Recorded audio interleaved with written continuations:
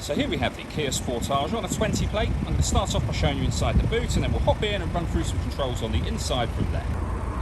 As we approach the back of the car, you can see we have reversing sensors, plenty of boot space as well, along with that 60/40 split folding rear seat should you wish to increase this space even further.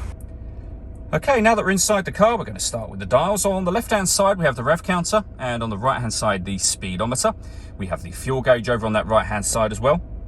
In the middle, you can see we have a digital readout for the speedometer. You can change the information displayed there using buttons on the steering wheel for various bits of driving and fuel economy data. And you can change the menu as well. So we've got various different menus available, eventually back around to the beginning again.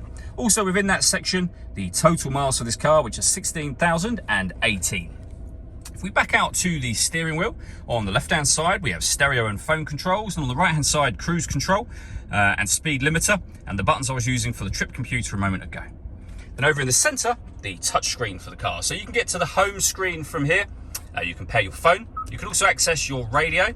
You'll see this car's got DAB, FM, and AM radio available. If you want to listen to your own music, you'd hit the media section. It's grayed out at the moment because nothing is connected.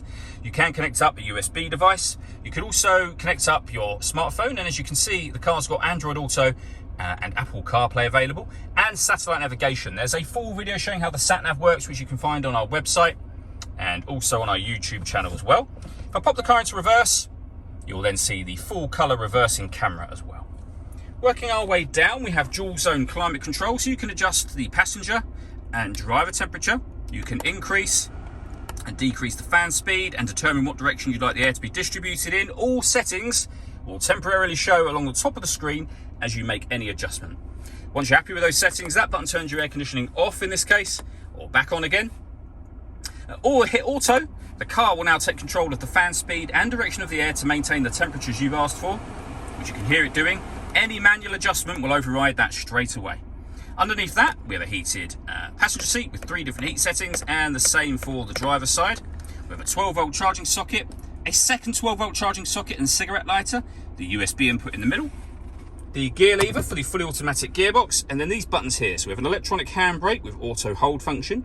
You can turn on the downhill brake control should you be taking the car off-road. You can change the driving mode from normal to sport, and you can turn the parking sensors on and off from here as well. All that leaves me to say is thank you for taking the time to watch this video. If you'd like to come and see the car in person and have a test drive, please feel free to call any of our MJA sites. We'd love to hear from you soon.